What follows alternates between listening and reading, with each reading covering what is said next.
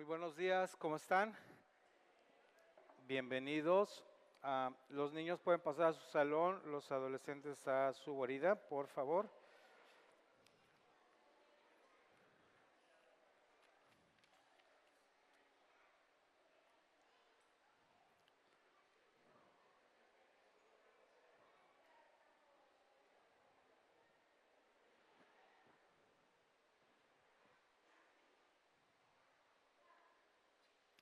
Muy bien, voy a dar unos anuncios brevemente. Este miércoles 8 p.m., tenemos nuestra reunión mensual de oración, por lo que está cordialmente invitado. Espero verle por aquí. Miércoles 8 p.m. aquí en el auditorio. Y también quiero darle un mensaje a los papás de los niños. Cuando termine la reunión, les voy a pedir el favorcito que vayan por sus chipotes, por sus chavitos. Ya si después te lo deja ahí corriendo y jugando está bien, pero ya con la responsabilidad de ustedes.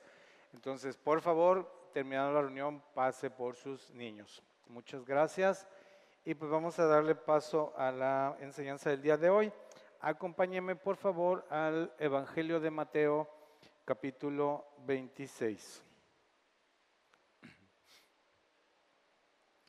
El Evangelio de Mateo, capítulo 26, todas las citas bíblicas que yo doy están en la Biblia Reina Valera 2015 actualizada. Por si usted trae otra versión, pues sepa por qué pudiera diferir un poco en el estilo literario. Entonces quedamos en Mateo capítulo 26 y vamos a leer del versículo 31. Y se lee. Esto en el contexto es cuando está Jesús tomando la Santa Cena con sus discípulos. Entonces Jesús les dijo: todos ustedes se escandalizarán de mí esta noche, porque está escrito: heriré al pastor y las ovejas del rebaño serán dispersadas. Pero después de haber resucitado, iré delante de ustedes a Galilea. Respondiéndole Pedro dijo: aunque todos se escandalicen de ti, yo nunca me escandalizaré. Jesús le dijo: de cierto te digo, esta noche, antes de que el gallo cante, tú me negarás 3 veces. Pedro le dijo: aunque me sea necesario morir contigo, jamás te negaré. Y todos los discípulos dijeron lo mismo. Usted y yo ya conocemos la historia que pasó, que Pedro lo negó 3 veces. Y aparte los demás discípulos dijeron que iban a dar la vida por él y ninguno estuvo ahí. En palabras de la palomilla, ellos dijeron que el barrio lo respaldaba. ¿A poco no? Tú no te preocupes, el barrio te respalda. Y tómala, que la mera hora el barrio se abrió. Nadie le hizo el paro. Entonces, si nosotros viéramos una actitud de alguno de los creyentes en la actualidad, nos veríamos muy tentados a juzgarlo como diciendo: Pedrito, quedaste a deber. O sea, 3 años y medio caminando con Jesús, viendo milagros, viendo el poder, y sales con esa: para eso me gustabas. O sea, sería muy fácil juzgarlo de tibio, ¿sí o no? Lo juzgaríamos de tibio, esa es la verdad. Y honestamente, tal vez no nos faltaría razón. Tal vez no nos faltaría razón. Yo nunca he visto resucitar a un muerto. No sé si alguien aquí lo ha visto. Ha habido casos, porque sí los ha habido. Hay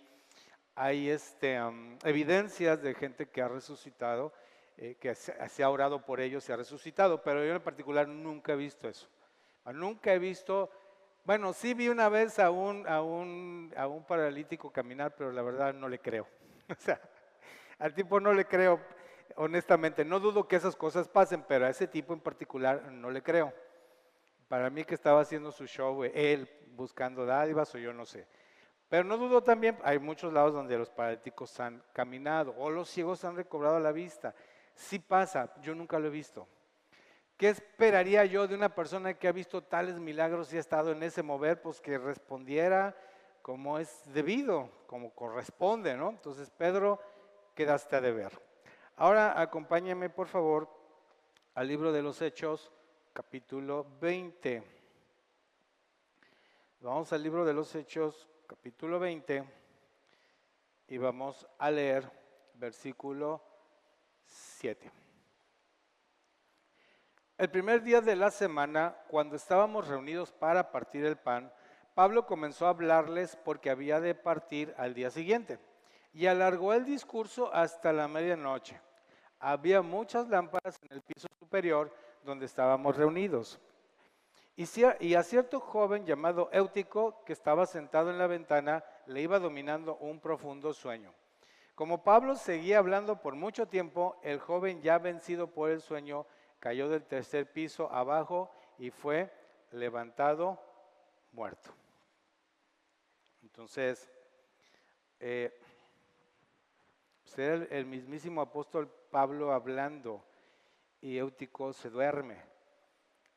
Y pagó muy caro el haberse quedado dormido, porque prácticamente se mató.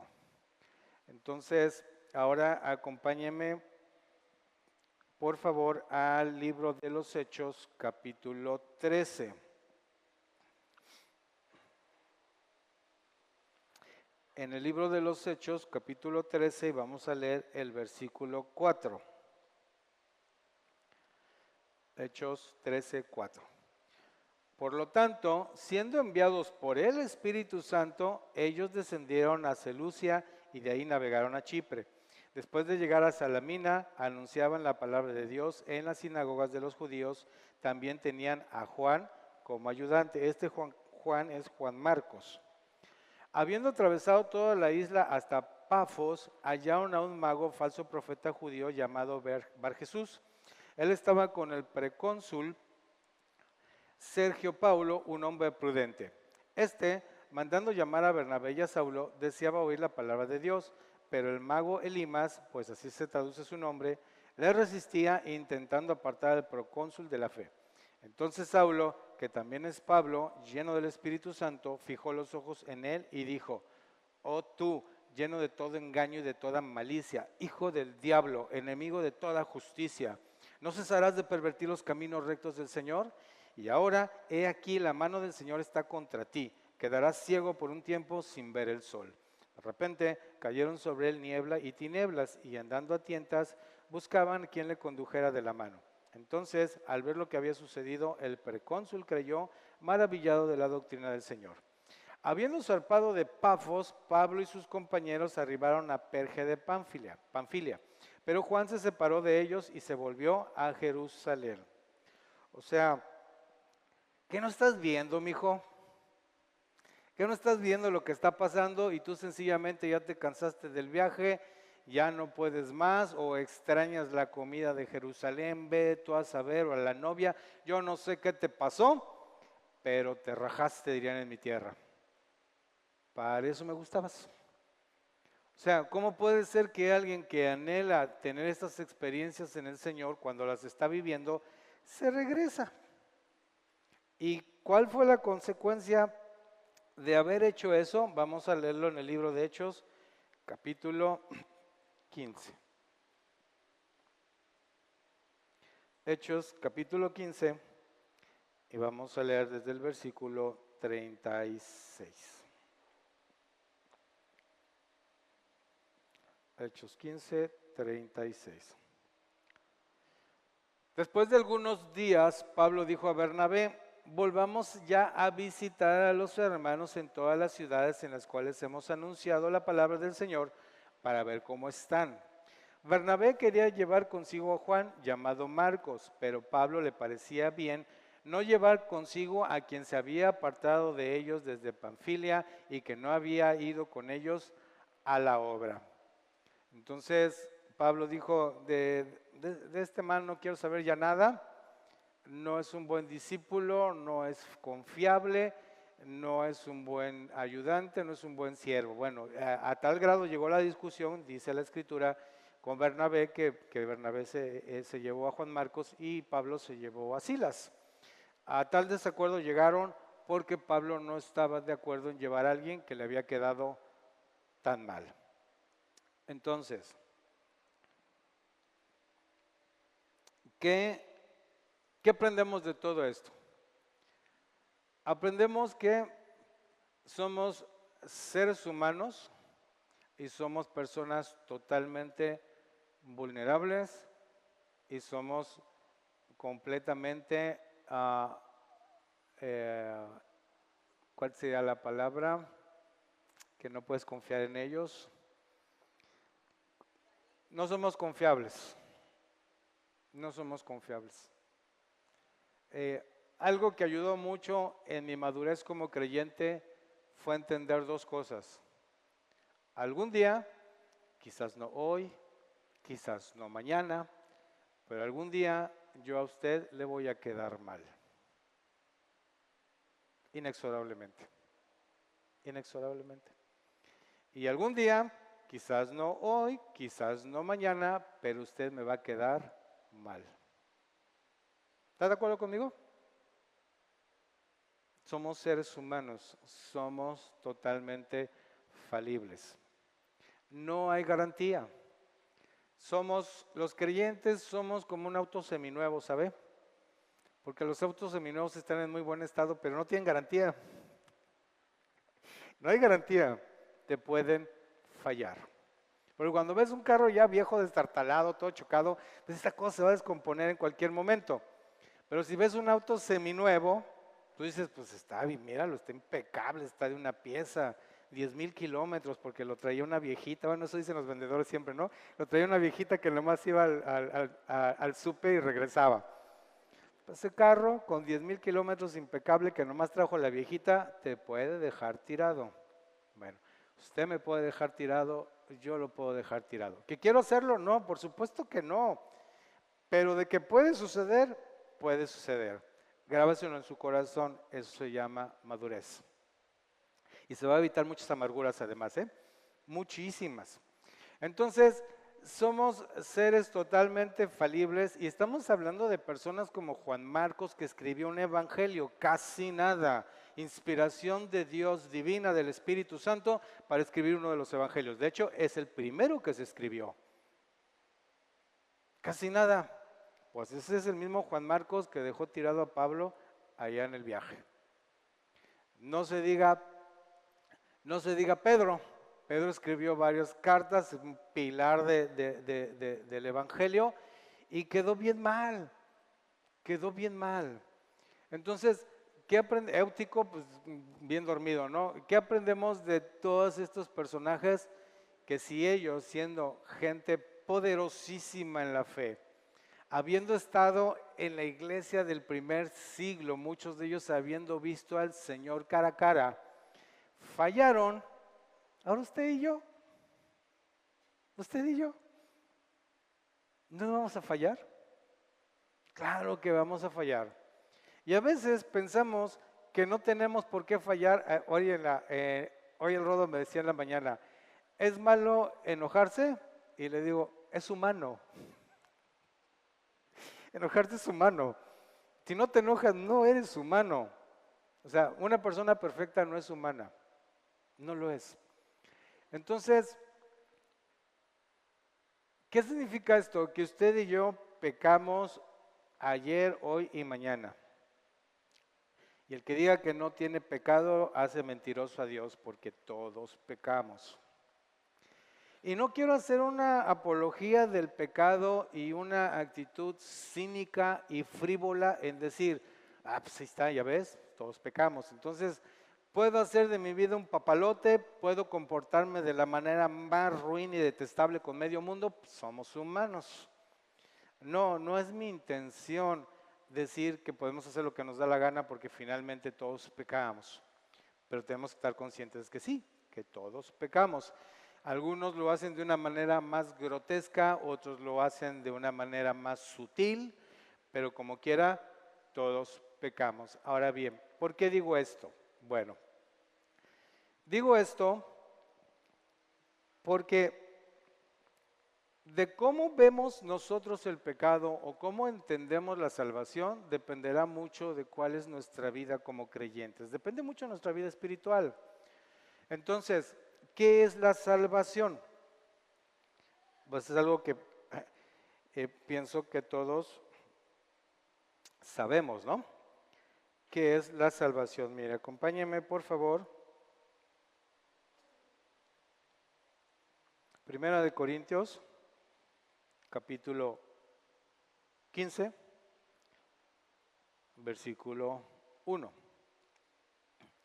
Además, hermanos, les declaro el evangelio que les prediqué y que recibieron y en el cual también están firmes, por el cual también son salvos si lo retienen como yo se los he predicado. De otro modo, creyeron en vano. Es decir, si retienen el evangelio tal como sanamente les prediqué el verdadero evangelio, son salvos. Si andan creyendo otra cosa que no sea el evangelio, pues en vano están creyendo. Dice, pero el cual también son salvos si lo retienen como yo se los he predicado. De otro modo creyeron en vano. Porque en el primer lugar les he enseñado lo que también recibí, que Cristo murió por nuestros pecados conforme a las Escrituras, que fue sepultado y que resucitó al tercer día conforme a las Escrituras. ¿Usted cree eso? ¿Sí? ¿Ha recibido el hecho, ha aceptado el hecho de que Cristo ha muerto por nuestros pecados? Ok. O sea, por fe creemos que Cristo murió por nuestros pecados y resucitó. Esa fe nos hace salvos. Y también añado yo en el libro de Romanos que dice, con Cristo estamos juntamente crucificados. Es decir, no solo el hecho de aceptar que Cristo murió por mis pecados, sino que también yo estoy juntamente crucificado con Cristo. Ya no vivo yo, Cristo vive en mí. Esa es la salvación. ¿Están de acuerdo conmigo? Ok, la naturaleza de Cristo viviendo en mí. Bueno, hay una palabra dominguera, yo así le llamo a las palabras que en mi vida había escuchado, y miren que sí estudié, pero esta no la recuerdo. Se llama soteriología. ¿Alguien sabe qué es soteriología? Para que no me sienta yo tan mal. Ya me siento mejor. Soteriología. ¿Qué es la soteriología? Bueno, ahorita soteriología. En la religión cristiana, la doctrina referente a la salvación. O sea, teológicamente la soteriología estudia todo lo que tiene que ver con la salvación. Ok, bueno. Dentro de la religión cristiana, bueno, dentro de la fe cristiana quisiera yo decirle mejor, en vez de religión, existen dos corrientes teológicas que en muchos sentidos se contraponen. Esto es el calvinismo y el arminianismo. Es bastante interesante entenderlos y conocerlos. Miren, es todo un postulado doctrinal y teológico que se ve y se estudia en 3, 4 años de seminario, entonces no lo vamos a ver ahorita como tal. Pero para efectos de lo que yo quiero transmitir el día de hoy, les quiero decir, el calvinismo es un sistema teológico dentro del cristianismo protestante que recibe su nombre por las enseñanzas de Juan Calvino, uno de los principales reformadores protestantes del siglo XVI. Se caracteriza por su énfasis en la soberanía de Dios, la autoridad de las Escrituras y la doctrina de la predestinación. Esto es muy importante para lo que estamos viendo. La doctrina de la predestinación. Bueno, en contraparte, el arminianismo es una doctrina teológica cristiana fundada por Jacobo Arminio en los Países Bajos de comienzos del siglo XVII, a partir de la impugnación del dogma calvinista de la doble predestinación. Es decir, el calvinismo cree en la predestinación y el arminianismo cree que no hay una predestinación. En temas de la salvación, el calvinismo dice que la salvación no se pierde y en términos del arminianismo dice que la salvación sí se pierde por el libre albedrío. Entonces, ¿se pierde o no se pierde? A ver, breve encuesta. Levante la mano, ¿quién piensa que la salvación se puede perder? ¿Ya? Bien. Sí, sin miedo. O sea, no está bien, no está mal, ¿eh? O sea, aquí no hay para esto no hay una respuesta correcta. ¿Ok? Ok. Ahora, ¿quién piensa que la salvación no se puede perder? Yo no levanté ninguna porque estoy hecho bolas. No, no es cierto. Les voy a decir algo. ¿No le ha pasado a usted que de repente le hacen una encuesta y le dicen, ¿crees tú que el capital es la forma de producción de bla, bla, bla, bla? y ya te dicen si eres, y te empiezan a hacer una serie de preguntas, te dicen si eres de derecha, te dicen si eres de izquierda, te dicen si eres del centro, si eres centro derecha, si eres centro izquierda, si eres derecha radical, si eres ultraderecha. Ay, mano, qué miedo. Entonces, difícilmente alguien puede ser calvinista o arminianista en nuestro ambiente, porque yo les puedo decir que la Iglesia Bautista Reformada y la Iglesia Presbiteriana son calvinistas. No hay medias tintas, son calvinistas, se acabó. Y si usted no es calvinista, no puede ser presbiteriano, no puede ser arminianista, no cabe ahí. ¿Sí? De la misma manera que los metodistas y los nazarenos son arminianistas. Y si usted no cree en el libre albedrío y que la salvación se puede perder, no cabe ahí. Son denominaciones totalmente directas y planas en cuanto a su doctrina. Pero nosotros, las congregaciones y las iglesias evangélicas sin un legado histórico, es decir, que se formaron de otra manera, pues tenemos ahí la mezcla de varias cosas. Entonces ahí sí podemos ser de centro izquierda o de derecha moderada, podemos ser de un montón de cosas. Somos un oxímoron, nosotros somos calvinistamente arminarianos o arminarianamente calvinistas. Somos un oxímoron, ¿por qué? Porque hemos abrevado de grandes hombres de Dios que de alguna manera nos han enseñado y han formado nuestra doctrina y nuestra manera de creer. A menos que usted haya ido puntualmente a un instituto teológico y se haya aventado 5 o 6 años estudiando una línea doctrinal, solamente así sería usted tan radical. Fuera de ahí, tiene sus propias ideas. ¿Están de acuerdo conmigo? Bueno, ahora, el punto que nos ocupa aquí es si la salvación se pierde o no se pierde y por qué podemos llegar a pensar que se pierde o no se pierde. Mire, si usted trabaja, vamos a suponer, en una empresa de una solidez económica muy fuerte, muy estable, en expansión, es decir, una empresa que no tiene facha de que vaya a hacer despidos masivos o vaya a liquidar gente, sino al contrario, está contratando más porque está en expansión y usted hace muy bien su trabajo, ¿usted tendría miedo de que lo despidieran?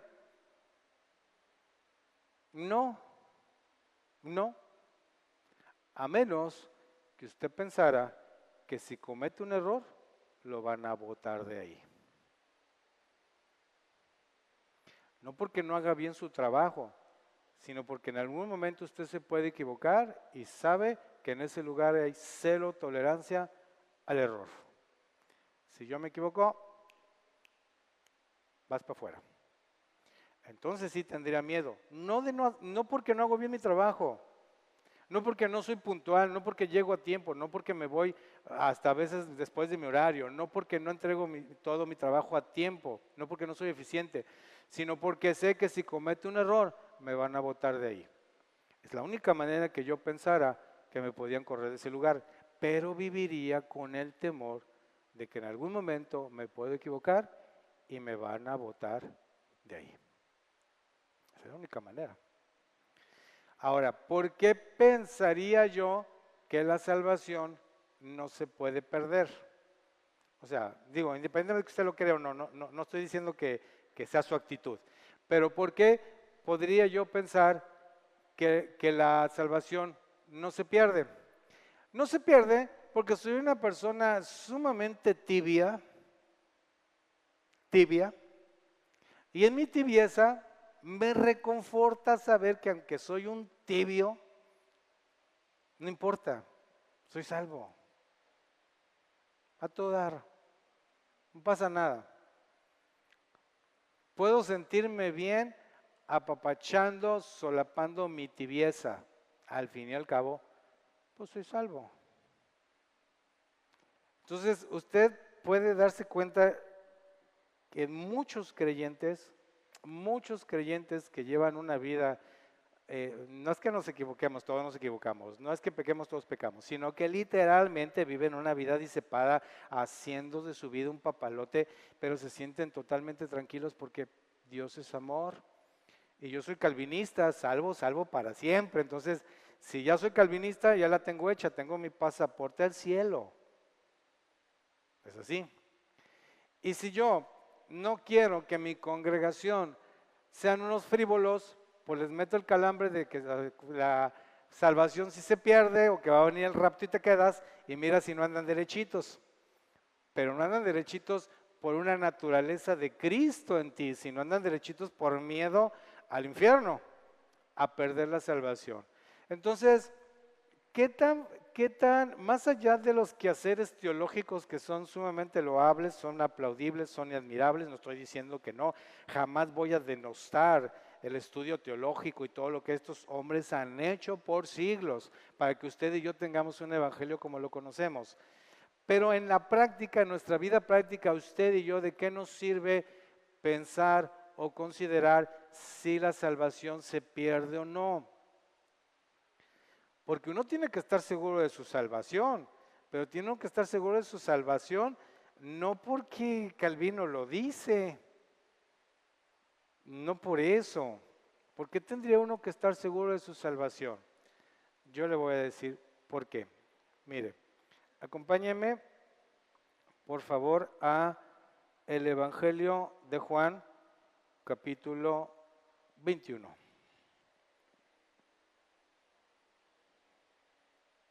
Evangelio de Juan, capítulo 21, versículo 17.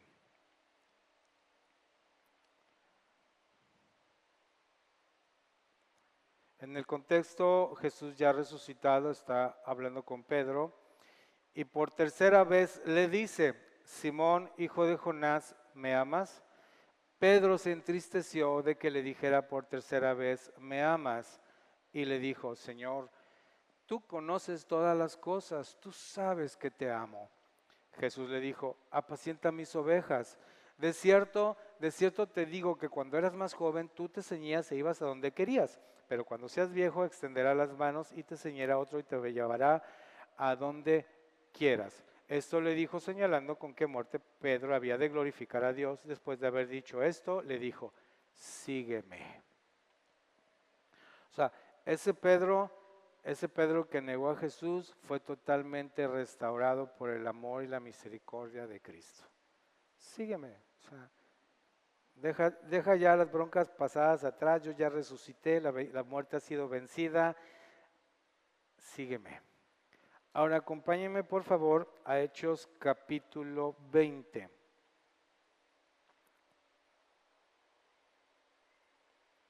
Hechos capítulo 20, versículo 12.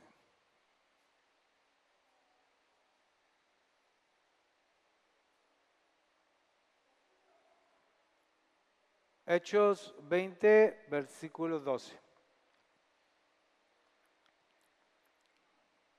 Bueno, vamos a leer desde el 11. Después de subir, de partir el pan y de comer, habló largamente hasta el alba. O sea, Pedro, después de que se cae Butico y se mata, bajan por él, lo levantan y se lo llevan porque él todavía tiene que predicar. O sea, él no ha acabado su sermón. Fíjense, ¿no? Hasta dónde llega esto. Dice: ellos llevaron al joven vivo y fueron grandemente, dice, hasta el alba, y de esta manera salió. Ellos llevaron al joven vivo y fueron grandemente consolados. O sea, ese Eutico que se mató porque le dio sueño en el sermón fue resucitado. Ahora acompáñenme por favor a 2 de Timoteo capítulo 4.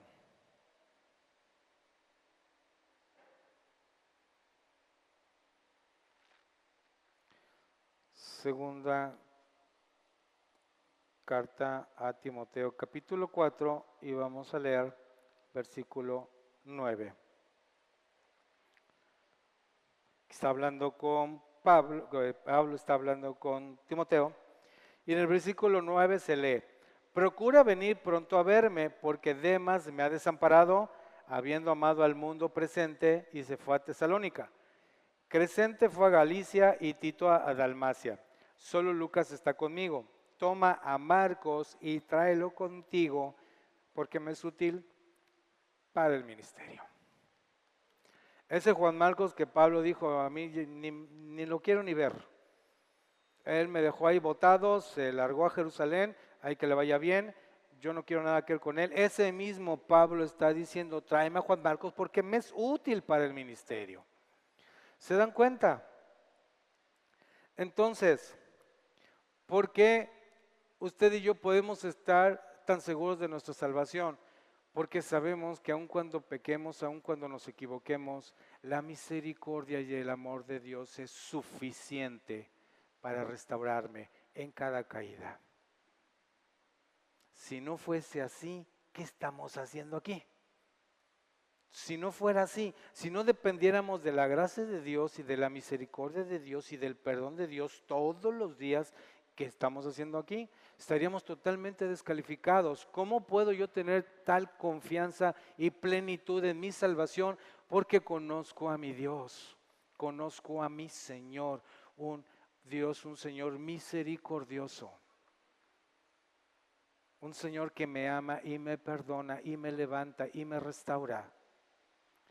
Por eso no dudo de mi salvación, por eso no tengo miedo, por eso cuando me equivoco, cuando peco, cuando fallo, cuando me porto mal, cuando lo que usted quiera, sé perfectamente que la gracia de Dios me es suficiente para perdonarme. Me es suficiente. Ahora bien, ¿por qué no pensar? Y digo, esto que estoy diciendo es independientemente de si usted cree que se pierde o no. O sea, el debate sobre si se pierde o no viene desde el siglo XVII. Tienen el siglo XVII, XVIII, XIX, XX y lo que va del XXI y no han llegado a nada. Así que dudo mucho que si usted y yo nos sentamos a tomar un café, lleguemos a algo. Honestamente, tienen ya muchos siglos con esto y van a seguir con esto. O sea, si usted ve los fundamentos bíblicos por los cuales el calvinismo dice que no se pierde, son abrumadores hasta que usted lee los argumentos del arminianismo y dice, ah caray, pues es que estos también tienen razón. ¿Ven por qué le digo que somos calvinistamente arminianos? O sea, no es algo a lo cual yo quiera hoy en esta mañana decirle si se pierde o no. Yo lo que quiero decirle es que tenga confianza en su salvación. Es más, si se pierde o no, ¿qué importa? Usted y yo no la vamos a perder. Es así. Ahora vamos al otro punto. Porque, acompáñenme por favor a Filipenses capítulo 2. No pensemos, hermanos, que si la salvación no se pierde, podemos hacer lo que nos dé la gana. No pensemos en esos términos. No pensemos que puedo hacer mi ley, mi estilo de vida y mi forma de creer propia, casi mi religión, y no va a pasar nada porque voy a ser salvo. ¿Por qué se lo digo? ¿Porque se pierde? No, no se lo digo por eso. Fíjense por qué se lo voy a decir. Entonces, ¿estamos en qué? En Filipenses capítulo 2, versículo 12. Filipenses 2, versículo 12. De modo que, amados míos, así como han obedecido siempre, no solo cuando yo estaba presente, sino mucho más ahora en mi ausencia, ocúpense en su salvación con temor y temblor, porque Dios es el que produce en ustedes tanto el querer como el hacer para cumplir su buena voluntad. Ni usted ni yo podemos cumplir la voluntad de Dios, no podemos. Nuestra naturaleza humana y caída, adámica, no lo permite, está enemistada con Dios. Nuestra naturaleza adámica está enemistada con Dios, es enemiga de Dios. La naturaleza adámica no se puede restaurar, no se puede mejorar, no se puede cambiar, es enemiga de Dios. Pero dice la Escritura, ocúpense de su salvación con temor y temblor, y después añade, porque Dios pone en ustedes, produce en ustedes el querer como el hacer. ¿Por qué? Por la naturaleza de Cristo en mí. Esa es la diferencia. Esa es la diferencia. Entonces, ¿por qué la salvación no se puede perder? Porque la naturaleza de Cristo está en mí. Y si la naturaleza de Cristo está en mí, ¿cómo voy a ser desechado si Cristo vive en mí? Ahora la pregunta es, ¿y vive en ti? ¿O nada más hiciste una oración aceptando a Cristo en tu corazón y tú piensas que eso ya te dio un pasaporte a la nueva naturaleza? Porque ¿saben algo? O sea, pecamos, sí, pero somos redarguidos de pecado por el Espíritu Santo y somos llevados al arrepentimiento. Si yo hago lo que me da la gana en mi vida y no tengo absolutamente ninguna carga por haberlo hecho, yo no soy nadie para quien decir quién es salvo y quién no, pero discúlpeme, a mí me preocupa su salvación. A mí me preocupa. Y mucho, muchísimo. Porque la vida del creyente es una vida continua de contrición, una vida continua de decir, qué mal estuve, qué mal estuve. ¿Saben? Yo les voy a platicar esto, me da un poco de pena, pero pues se lo voy a platicar. Ya en Granado. Estaba yo en un supermercado y dentro de mis funciones de trabajo es hacer compras a detalle para mis clientes cuando sus proveedores no tuvieron el producto o no tienen crédito, lo que ustedes quieran. Hagan de cuenta que necesitan, no sé, 300 velas de determinado tamaño y no es un producto que yo tenga y no es un producto que su proveedor tiene. Pero les surge, entonces a mí me dicen, consígueme 300 velas, entonces yo voy a los supermercados y las busco. Y donde las encuentro, le hablo a mi cliente, cuesta pues ya con mi cargo, obviamente, te cuestan tanto, le mando la foto, ¿las quieres? Me dice sí. Entonces imagínense ustedes que yo voy y veo una vela en 100 pesos y le digo al cliente, cuesta 105 pesos, nada más para no decirles cuánto les gano, cuesta 105 pesos. Y cuando llego a la caja me dice, cómpralas. Y cuando llego a la caja me las cobran en 110. Oye, yo ya di precio para empezar. Yo no puedo cambiar ya el precio, ya lo di. Y ahí la etiqueta dice 100 pesos.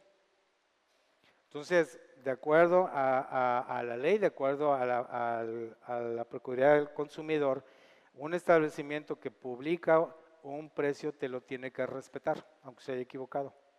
Eso dice la ley, te lo tiene que respetar. Entonces, si yo llego y le digo al empleado, mira, aquí está la etiqueta, me están cobrando otra cosa, por favor me la ajuste y dame mi producto porque traigo prisa. Normalmente lo hacen, pero nunca falta un empleado, como decía mi abuela, más papista que el papa. Y entonces, no, yo no te puedo hacer ese descuento, pues es que tú tenías que haber preguntado y empieza a sacarme una bola de argumentos que no tienen nada que ver. Entonces, a veces, les soy honesto, me desespero. Entonces, en esa ocasión, como me la estaba haciendo bien cansada y yo tenía que llegar con las cosas, le digo, mira, vamos a la góndola para que veas que el precio está ahí. Ah, no, yo no tengo por qué ir, me dice. Entonces, si no tienes por qué ir, ¿para qué hablas conmigo? No me quites el tiempo. Y llámame a alguien que pueda residir, que tenga autoridad para resolver. Bueno, pasó. En la noche estoy viendo el noticiero y estoy viendo el drama que se avienta la Miss México con el fulano ese el coreano, el tailandés ese organizador. ¿Cómo le habló? Inmediatamente dije, yo hice mal. Yo hice mal. No puedo hablarle así a la gente. No debo. Pero eso fue del Espíritu Santo, eso fue de Dios. Tú no puedes andarle hablando así a la gente, aunque tengas la razón. No puedes. No puedes. Tendrías que haber sido amable, tendrías que haber sido jovial, tendrías que haber sido buena onda y hablarle en términos mesurados y educados, no dejándote, pero sí tendrías que haber tenido otra actitud. Que tengas la razón no te da derecho a ser así, al menos tú no. Bueno, la realidad es de que entre más Cristo viva en mí, la próxima vez la naturaleza de Cristo va a hablar. ¿Y cómo es Cristo? Manso y humilde. ¿Qué dijo nuestro Señor? Aprendan de mí que soy manso y humilde. Y si Cristo vive en mí, yo voy a ser manso y humilde.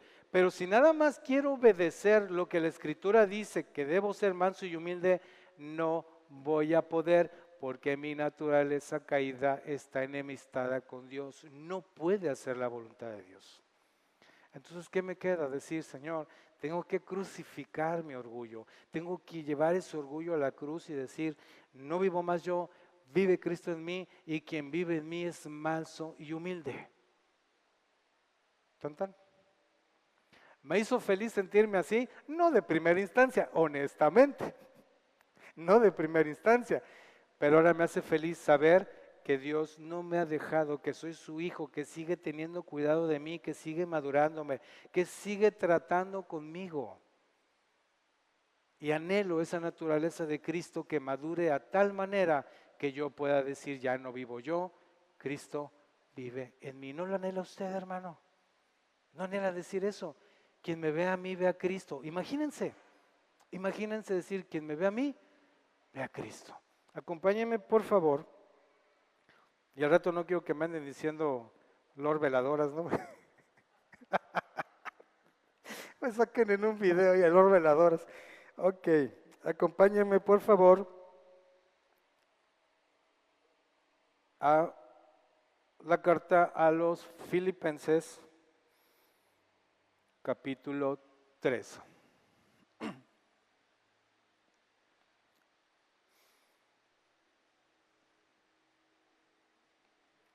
Filipenses capítulo 3.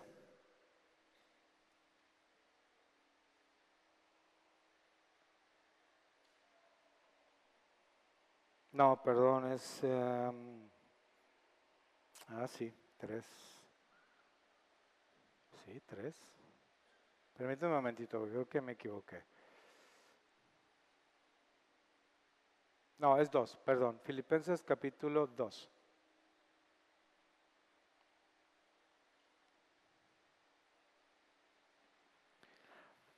Versículo 1. Por tanto, si hay algún aliento en Cristo, si hay algún incentivo en el amor, si hay alguna comunión en el Espíritu, si hay algún afecto profundo y alguna compasión, completen mi gozo a fin de que piensen de la misma manera, teniendo el mismo amor, unánimes, pensando en una misma cosa. No hagan nada por rivalidad ni por vanagloria, sino estimen humildemente a los demás como superiores a ustedes mismos, no considerando cada cual solamente los intereses propios, sino considerando cada uno también los intereses de los demás. Haya en ustedes esta manera de pensar que hubo también en Cristo Jesús. Existiendo en forma de Dios, Él no consideró el ser igual a Dios como algo a que aferrarse, sino que se despojó a sí mismo, tomando forma de siervo, haciendo semejante a los hombres y hallándose en condición de hombre, se humilló a sí mismo, haciéndose obediente hasta la muerte y muerte de cruz. Por lo cual también Dios lo exaltó hasta lo sumo y le otorgó el nombre que es sobre todo nombre, para que en el nombre de Jesús se doble toda rodilla de los que están en los cielos, en la tierra y debajo de la tierra, y toda lengua confiese, para gloria de Dios Padre, que Jesucristo es el Señor. De modo que, amados míos, así como han obedecido siempre, no solo cuando estaba presente, sino mucho más ahora en mi ausencia, ocúpense en su salvación con temor y temblor, porque Dios es el que produce en ustedes tanto el querer como el hacer por su buena voluntad. Así que, si estoy en Cristo, la salvación no se va a perder, porque Cristo está en mí. Pero si la salvación se pierde, es porque nunca fui salvo y nunca estuve en Cristo. Creí haberlo estado y estaba yo en una religión, en una creencia, en un cotorreo mío, pero no estaba en Cristo. Porque el que está en Cristo va siendo transformado continuamente. No puede quedar estático, no puede quedar empantanado, no puede dejar de crecer, no puede dejar de madurar, porque su naturaleza de Cristo está en él. Y por último, acompáñenme, por favor, hermanos.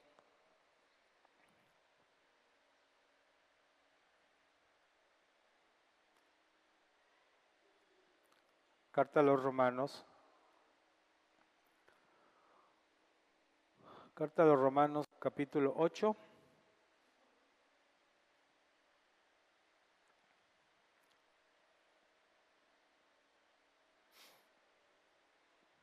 versículo 31.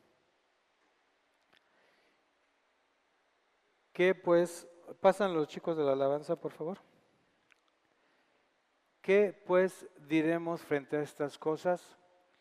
Si Dios es por nosotros, ¿quién contra nosotros? El que no eximió ni a su propio Hijo, sino que lo entregó por todos nosotros, ¿cómo nos dará gratuitamente también con Él todas las cosas? ¿Quién acusará a los escogidos de Dios? El que justifica es Dios. ¿Quién es el que condenará? Cristo es el que murió, más aún es el que también resucitó, quien además está a la diestra de Dios y quien también intercede por nosotros.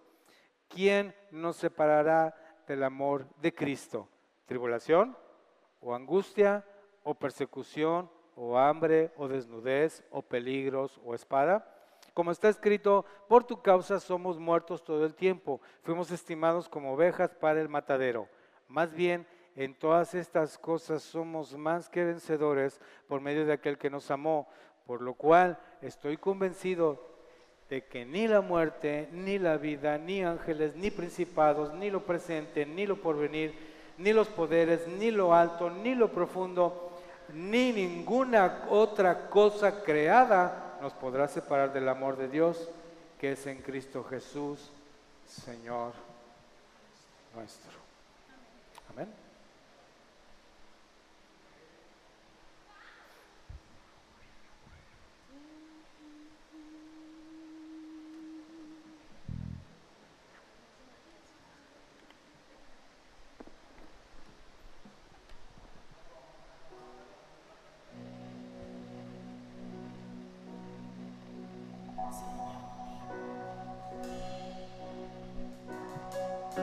Cristo Jesús, Señor nuestro,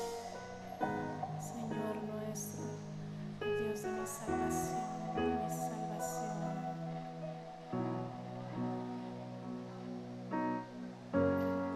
Dios de nuestra salvación.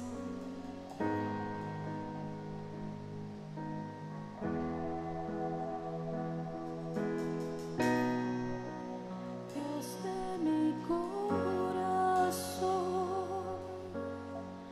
en ti encontré mi salvación. Amén. Tu gloria y majestad quiero siempre contemplar. Tú eres mi adoración y mi eterna canción.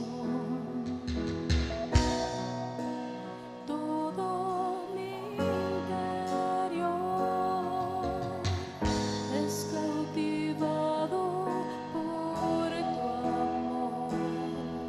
Levante su voz, levante su voz. Eres Dios eterno, solo tú eres bueno, Dios incomparable, eres tú. Nunca me separaré de tu gran amor, eres mi Señor, mi Salvador. Amén, nuestro Salvador, a ti cantamos, Rey. Dios de mi corazón,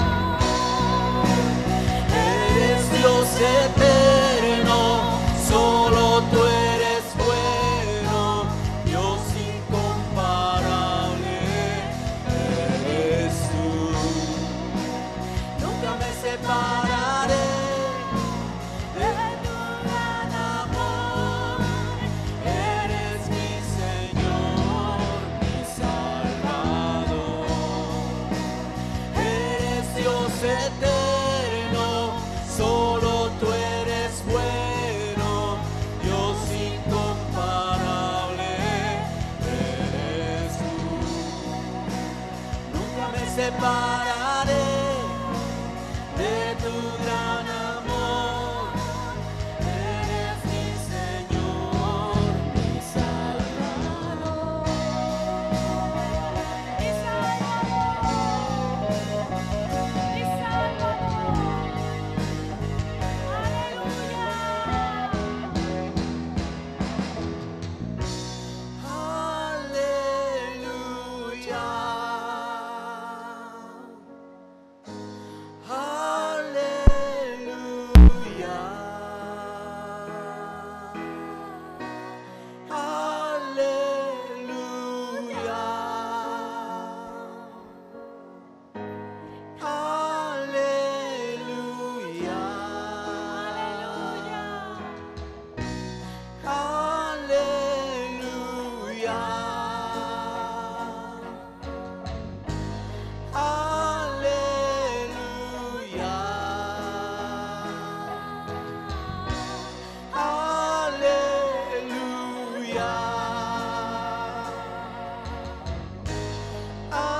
Aleluya.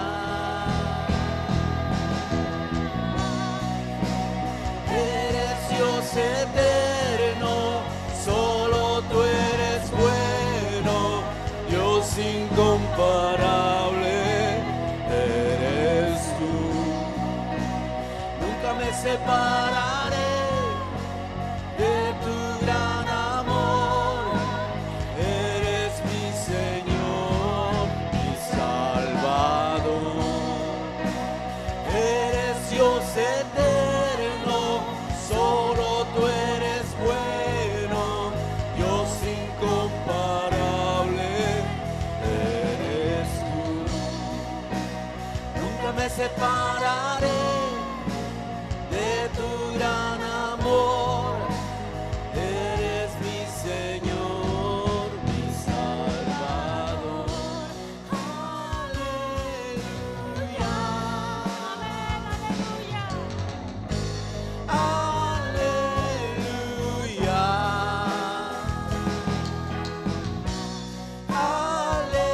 Aleluya.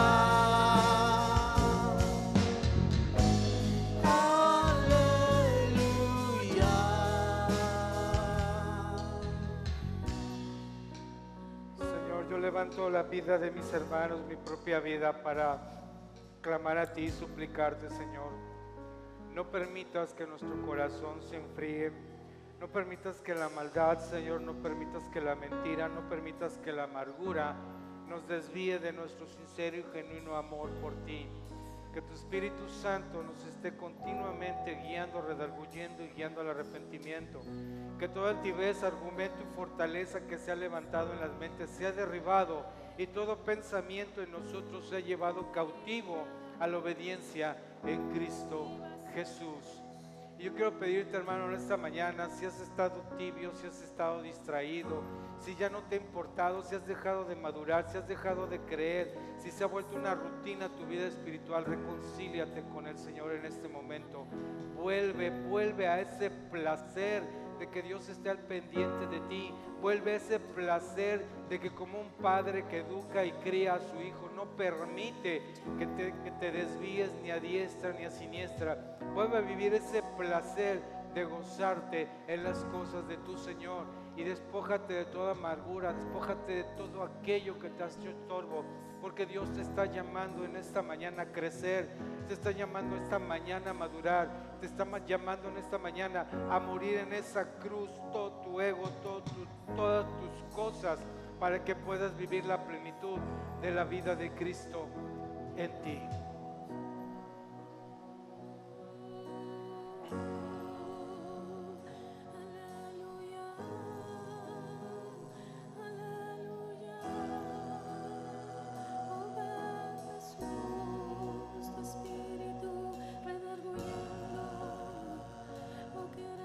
Conciliarnos, mi Señor, venimos a ti, depositamos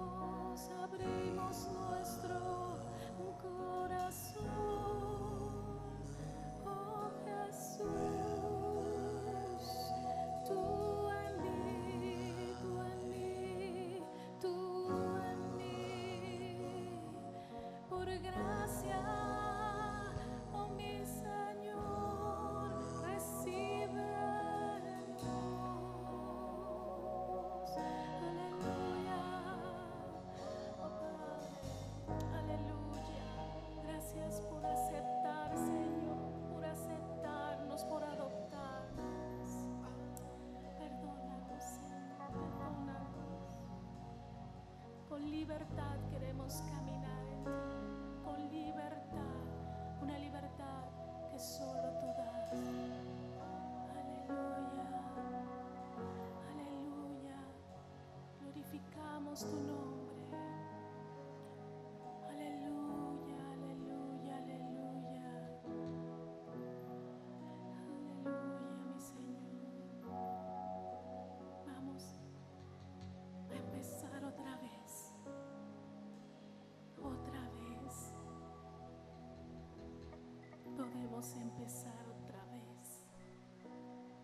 Otra vez.